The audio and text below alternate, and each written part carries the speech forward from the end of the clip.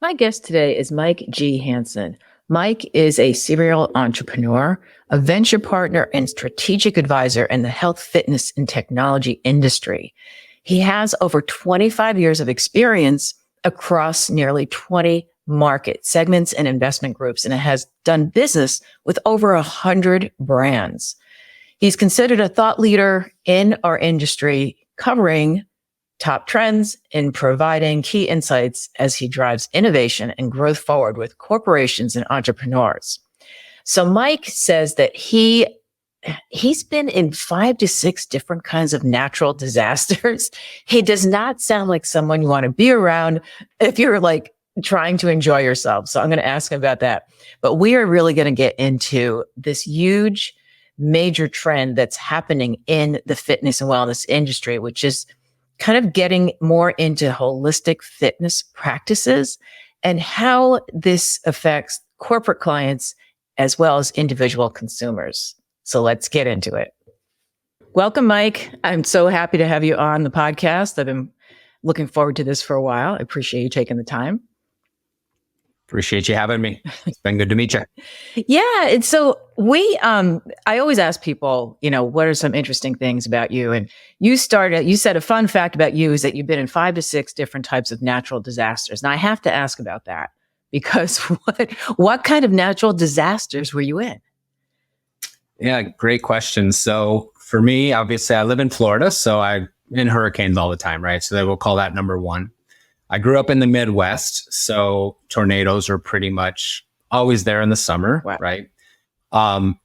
Lived in Colorado during one of the big fires that came into Boulder, right? So that would be obviously another one. And then the thing that gets me a little bit further into natural disasters is I was born in Washington State, and I lived about 15 to 30 minutes from Mount St. Helens when it blew up. Oh. And then the other one would be when I was visiting my father in a summer out in California when those bridges collapsed. I was about 10 miles from the epicenter of that back. I guess that was in the 90s. Wow. So I think the only thing I have left is a typhoon, right? And a tsunami. And I don't plan to be in any of those anytime soon. No. Yeah. So people might be afraid to be around you, right? Because it's like, oh, here's Mike. I survived though, right? So you can't stop natural disasters. You can only live through them. Yeah, it's pretty scary. I used to live in California, and I've been in some small earthquakes, and they were so scary. I can't imagine some of the ones that are happening now. Like, I just so glad I'm in Arizona. but yeah. So speaking of earth shaking events, I mean, the whole thing with fitness that I love so much, and I've been in this for so many years, is that it's always evolving. It's always changing.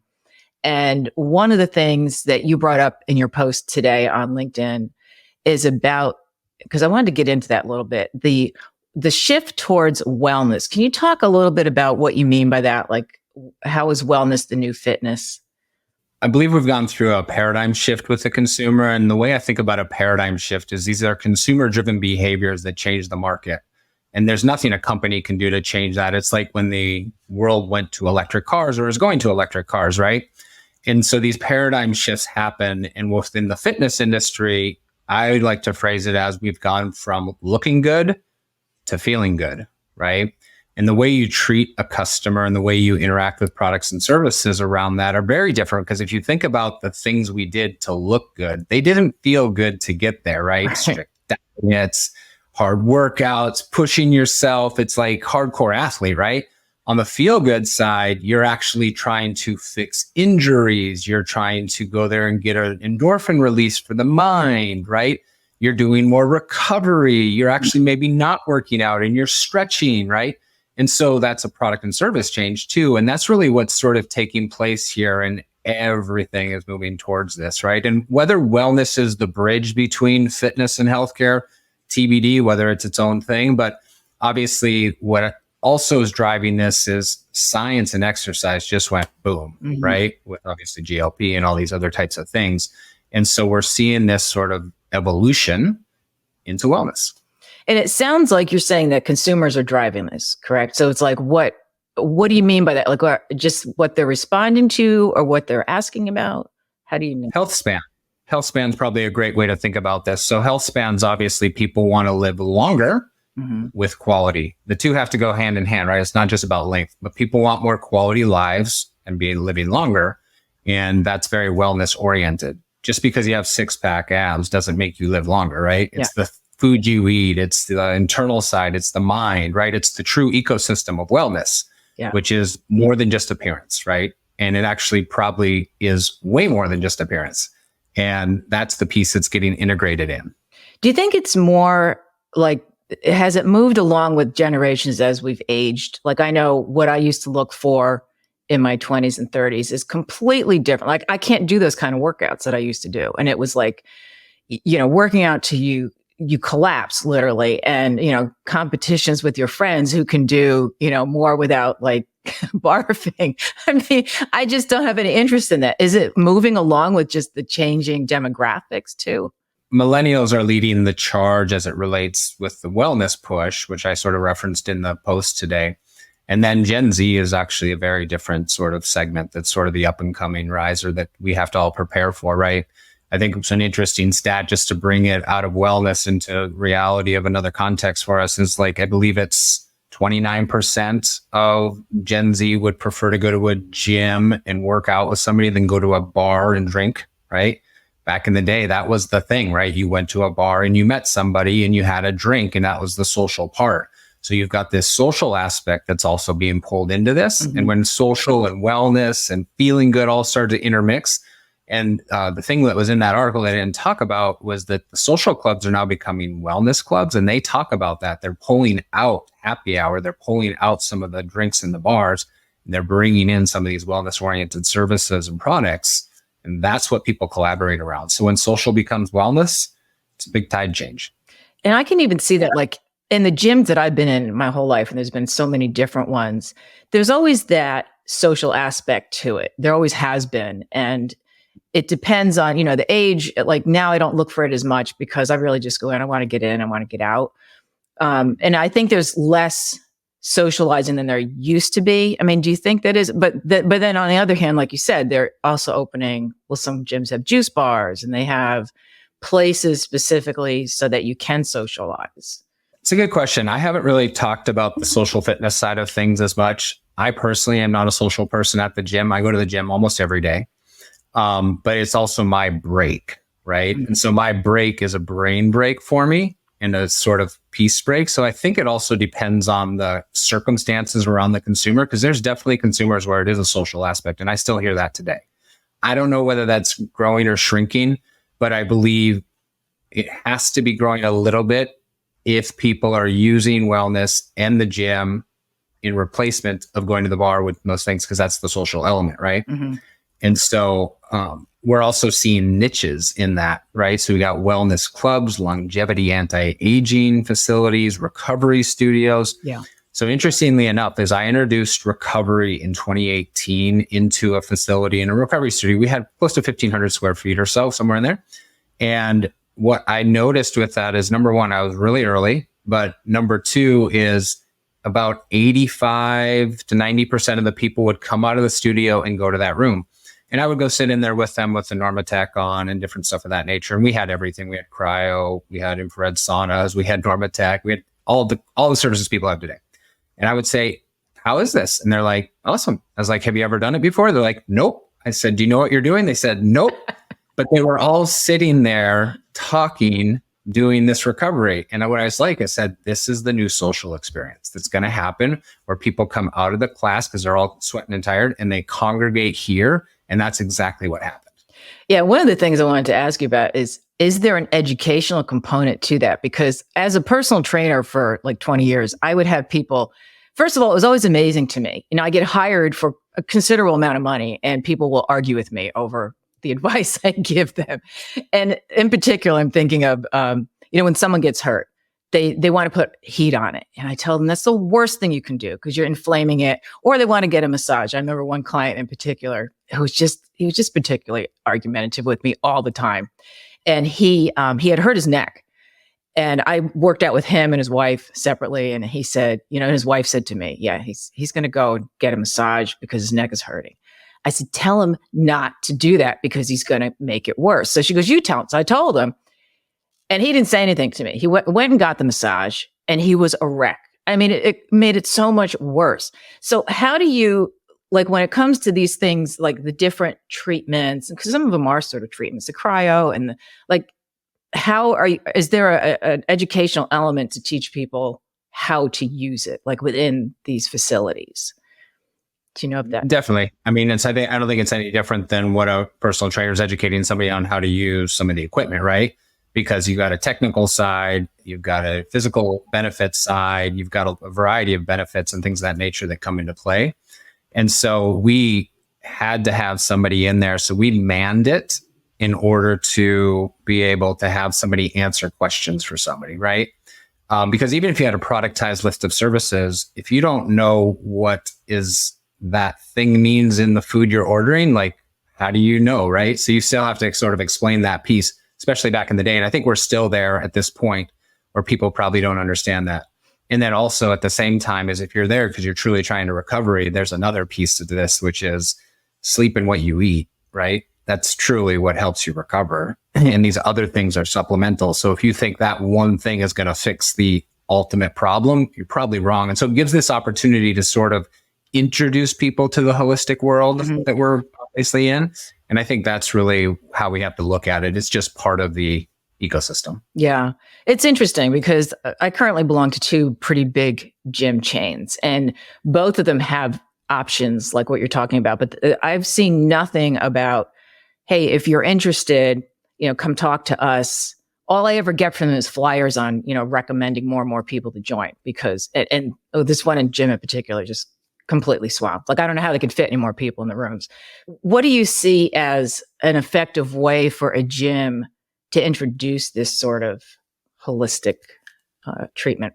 The chances are you're probably talking about an HVLP model. I mean, that's going to be the high volume, low price model. And so they don't have the people to educate it, right? So if you're not built with a business model that provides service, then it becomes, in my opinion, a check in the box. We've got a basketball court, we've got a swimming pool, we've got recovery, right? We've got childcare.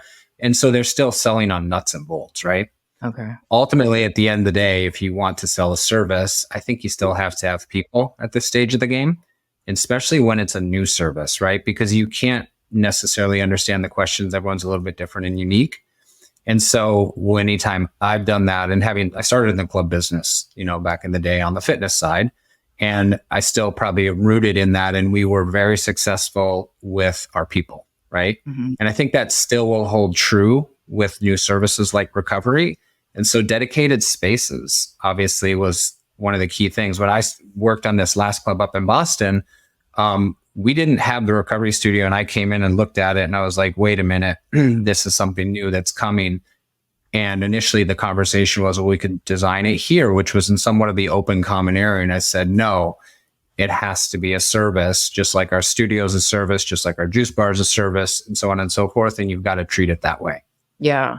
Is this why I know Stretch Labs is a huge franchise? They're popping up all over. I'm in Queen Creek, Arizona, and this whole area is really building up rapidly. And there's all kinds of things that are, showing up. There's a number of studios, one literally around the corner from me. It's very small, but the Stretch Labs. Do you see that as like something you think would be better is to have it like separate, like these recovery centers versus having it merged into a fitness gym? Yeah, the $1 million question, right? I think it has to do with the phase within what an industry is in, right? When a new industry comes out, a lot of the bigger sort of boxes per se aren't going to take those things in immediately. So you've got this opportunity where people launch these individual sort of like specific niched offerings. Mm-hmm. And then in the gym business, the higher priced, amenity rich sort of facilities, in my opinion, that's their business. Their business is to be a community and a one-stop shop for everybody, right? So that makes a ton of sense. So when I look at this, I actually segment the market, right? I go high price, low price, utility value, highly amenity rich, right? And so boutique sits in the high price, utility specialized market. High price, amenity rich is sort of the Equinoxes, country clubs, sort of like big boxes. And then HVLP is that low price specialized. It's not the same answer for all. And you have to decide which quadrant you're in my opinion. And then that's basically how that decision gets made, whether we actually specialize in that or whether we incorporate it in. I don't think HVLP can incorporate everything in, and they've got to be very specific within like what they're good at. Otherwise, they're just a check in the box and you might get what, a 1% capture rate? Who knows, right? Yeah, because I don't even know what this one gym I belong to. I see the rooms, they have like cameras in them. They have, you can walk by and see there's like I don't even know what they are, but they also have a movie theater, which is pretty interesting. I kind of like that because they have the cardio equipment in the movie theater. It's not like you just sit there with popcorn. I mean, you're working out, but I've tried it a couple times, but I find that it's very distracting. Like I have to do, if I'm watching a movie, I don't want to be working out. So I haven't like really used it that much. Well, that's an insight I've lightly touched on, which I think this plays out. So as an industry evolves, we become more technology rich, AI, personalized. And what I always say is when technology makes things more convenient and gets closer to the experience that you've had in a physical world, people obviously move down to that, right? That's just the on-demand world we live in. Convenience is a key factor. As that happens and you start to take people out of the physical world, it actually creates a drawback into an experiential world where people go for experiences, right? Because grass is always greener sort of a world we live in, right? Yeah. So experiential will be another rising market in our space. And that's going to mean the sort of just plain vanilla box isn't really going to do it. I think I wrote a post one time and I said, boring gyms are dead, right? Mm-hmm. Probably true, right? At that point, you're competing on price. Right. So what would be another example? So experiential, would that be like the movie theater kind of thing? Yeah, exactly. So experiential could be, it's sensory immersion, right? And so lights, cameras, there's a variety of different things that sort of play into that. So I worked on another project. I'll give you some insights here. When VR first came out, I was approached with it, right? And because I came from the gaming background as it relates to introducing gaming to our space. And I was like, 40% of people had vestibular issues. I was like, I get it. I don't get how I could create a product that 40% of the people get sick with. And so but I like the idea a lot. And so I got to thinking about it and I went to the theme parks because I'm in Florida. And I walked into this one where there was a 180-degree dome. And it was this sort of like sensory immersion experience in theme parks, right? I was like, this is cool. I was like, what if I had a yoga instructor in the middle and a bunch of people around and the dome was the experience because I didn't have glasses on, but it was more like reality with augmented reality, but I'm not actually going to wear anything to augment it. So I worked on a project for that actually before. And so that's experiential, right? You walk into a dome and you can turn that place into LA, Australia, and Las Vegas. And you can have an experience where you're in that world because that's what theme parks do. They bring you to those worlds, right? And at the time, this is pre-pandemic, the travel industry with wellness tourism or adventure travel was booming, right? And I was like, what if I could bring it here? And so those are the types of experiences where I think people are going to start to look outside the box and be like, why do people go to theme parks? Why do people go to movie theaters? What is escapism, right? Do I want escapism in my brand? Do I want it in my product? Retail, experiential retail. Look at some of the Top Golf. Look at entertainment, right? I mean, all these markets exist over there, and we still haven't really figured it out on the fitness side. Yeah. People will. That's so interesting. Yeah. And it's funny what you say about VR. I got my husband one of those just for like, we like to go to different places, but we hate the travel process. So I said, here, put this on. You can go wherever you want. And so he loves it, but I put it on and I can't use it. I have it like an instant panic attack. Like, I don't know where I am. I hate the feeling and I keep trying it.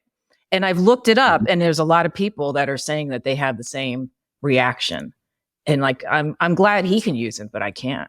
I mean, have you ever heard that? Like, I just the panic attack piece. Well, I haven't heard about the panic anxiety. Like, I don't know where I am because your brain is telling you you're somewhere where you're not. And it just, I could see how that could be for some people. The part that I just couldn't get over was the vestibular part, right? I mean, imagine a product where that percentage of people sort of like got nausea, Yeah. right? Because if you've never sort of experienced that, when you get sick off of a ride at the theme park, that's a vestibular issue, right? Yeah. And so, yeah. And my understanding is it's improved. I'm not sure to what extent, and so it's a question of VR versus AR, but mixed reality is obviously another key part of experiential, right? Mm-hmm. Like I should be able to tour the club from my home, right? Oh, right. Just put on those. There's so many different ways that you can use it that doesn't have to necessarily be internal. Yeah. So when you look at the associated budgets that are going to be putting into that sort of like VR world, VR stores, experiential, it's pretty high in other industries. It's interesting too, because I see that one of the gyms that I go to, they have like an outdoor part, which is actually, it's all screened in, of course, but they call it the yard. And it gives you, I mean, it's this on a much lesser level. Like you're actually outside, but you're not outside, but they have equipment there. Well, I guess it's like Venice Beach, in California. So you're on the beach and you're working out. I think it'll be interesting to see what works and what doesn't. Like, I don't want to be in the sun working out personally. This has gotten to be such a thing. And I think like the movie theater in this one gym is sort of a modified version where I'm watching a movie. I know I'm watching a movie. It's not VR, so I can handle that kind of thing. Is that where you think like what else do you see as coming up as like trends in fitness? So you mentioned a few of them already. Is there anything? Yeah, you can't not talk about AI, right? Yeah. So, I mean, I kind of look at the world right now as there's a multitude of things, but we have really two huge waves that we've got to figure out. Number one is we've got this sort of integration of healthcare, or we'll call weight loss drugs and GLP-1 and everything that trends behind that from a well-being perspective. I call that sort of like the engineered well-being world, and I'll kind of talk about that in a second. But then on the other side, you've got AI and technology, right? And that's sort of like efficiency within the business. That's also eating away as it relates to rules and jobs. And so you've got these two things that have to be sort of figured out, and everybody's working on it. But I think the hard thing to do right now is it's really tough to figure out where the puck lands. Mm-hmm. And maybe the reason why is because we've got multiple pucks. So like with AI, how do you see that being merged into the whole fitness and holistic and wellness world? Like, where do you think because I think with so many of these things, they become, everyone's like talking about AI, and then at some point they're going to find like the balance with it. Do you think that's going to happen, or is it just going to keep taking off and changing everything until we're all a bunch of robots? Yeah, good question. So I think there's some technologies that follow pretty standard trends, but then there's some that don't. And the one that didn't was this, right? The phone bucked most of the systems. And they called it the power of the pocket, right? A lot of technology goes up, goes down, goes up, goes down. What's in the air goes underground. What's under the ground goes in the air. And AI will be the same way. AI will change the trends. We are, as of now, from the latest I've seen, we're 2029 with AGI and superintelligence, which kind of gets the AI to the level of you and me, which before that was further forecasted a trend. And we don't know what that world looks like, right? Mm-hmm. But I know when I've had the conversation with various fitness brands and products and clubs on how to integrate, I sort of said this. I've said, number one, I think it's safe to assume and use the phrase of like, AI is not going to replace you, but the person using AI will, right? How do I use it and how do I integrate it in? It all comes back to customer. And so I always ask everybody, who's your customer? Who's your ideal customer? Mm-hmm. Who's your future customer? Because you're just using technology to improve the customer at the end of the day, right? Or give them a better business model or have a better cost model, whatever it is.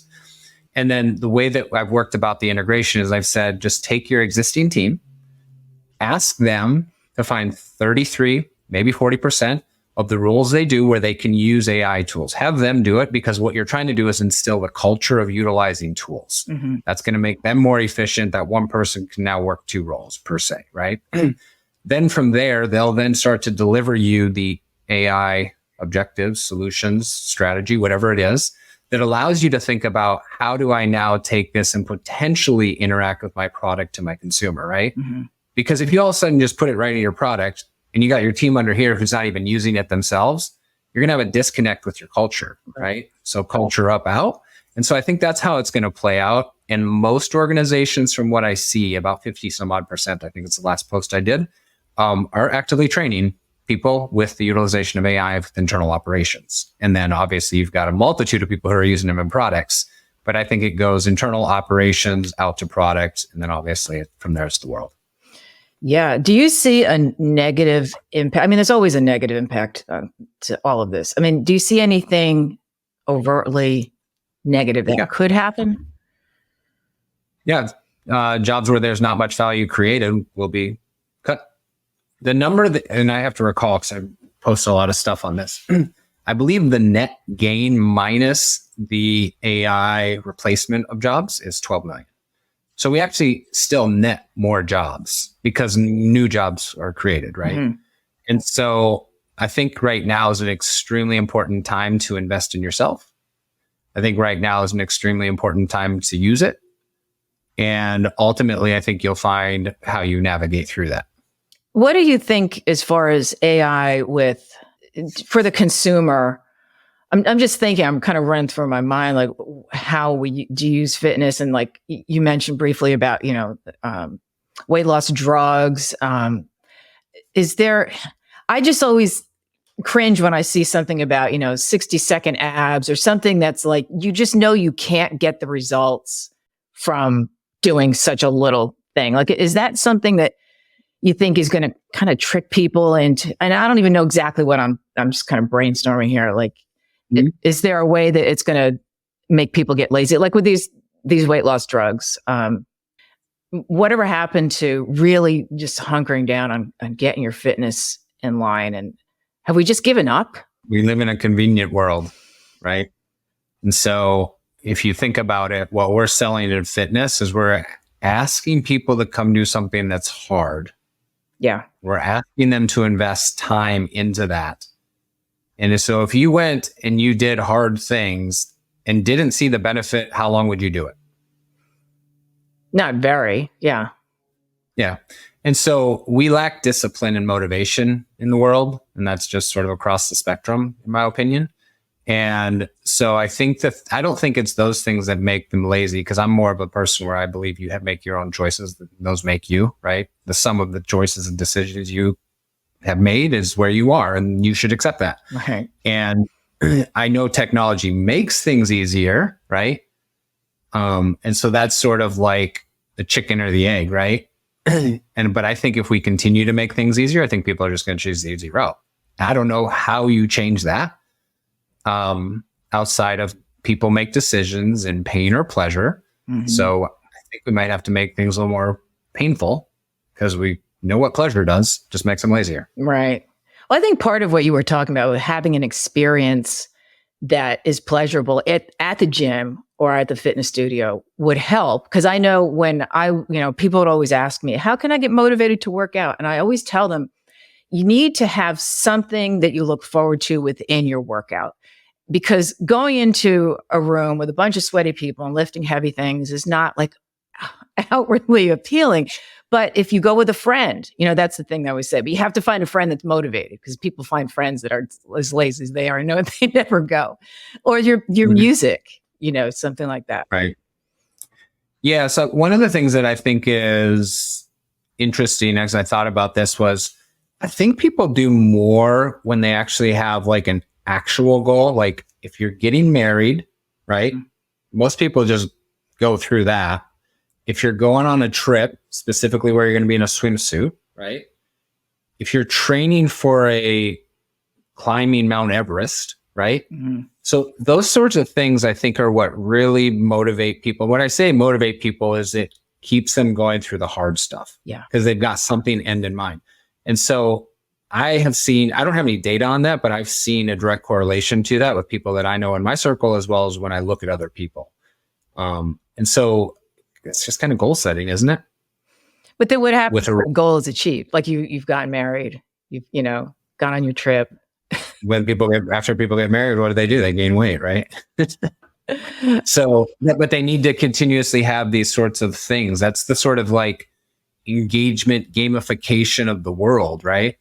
In gamification, there's levels, you get rewards, and that's why gamification is a thing, right? That's why people try to implement that in their product, because they're trying to motivate somebody to keep using and going through that journey. Yeah, it's hard. I mean, I've been around long enough to know, when flash dance was a thing and everyone like there's so many phases of fitness that have happened.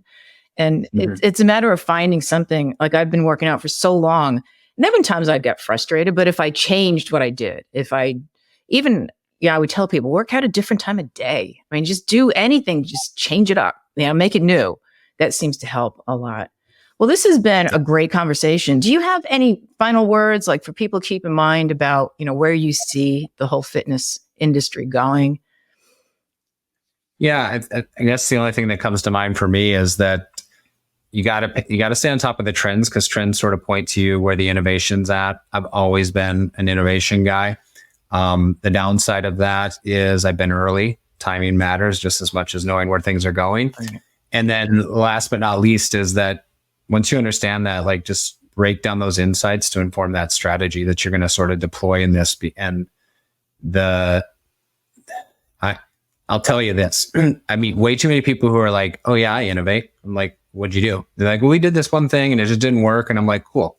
You start with 10, you go to 9, you go to 8, you go to 7, you go to 6, you go to 5, you go to 4, you go to 3, to go to 2, to go to 1. You don't just do one thing and think it's going to work. It's no different than ads. The average ad agencies running 11 pieces of creative. So when somebody's like, yeah, I went to TikTok, it didn't work. I was like, cool, what'd you run? They're like, we ran a set of ads, 2 ads. I'm like, that's not how it works. It's the same thing when you've gone through change, right? And so that's the last thing that I would probably say is like, test, fail. Some people like fail fast, some people don't, whatever. It is what it is. 9 no's gets you to your 10th yes, or to your 1 yes and your 10th. Yeah. Don't give up right away. It's like with fitness, if it's a personal thing or even on the business side. So, well, where can people find you if they want to reach out to you and find out more? Yeah, for sure. So I am pretty active on LinkedIn. So LinkedIn, it's Mike G. Hansen. And then I have a website, Mike G. Hansen, HANSEN.com. And all my contact details and bookings are there. Awesome. We'll put that in the show notes. Thanks so much, Mike. I really appreciate it. It's been a lot of fun. Yeah. Thanks, Linda.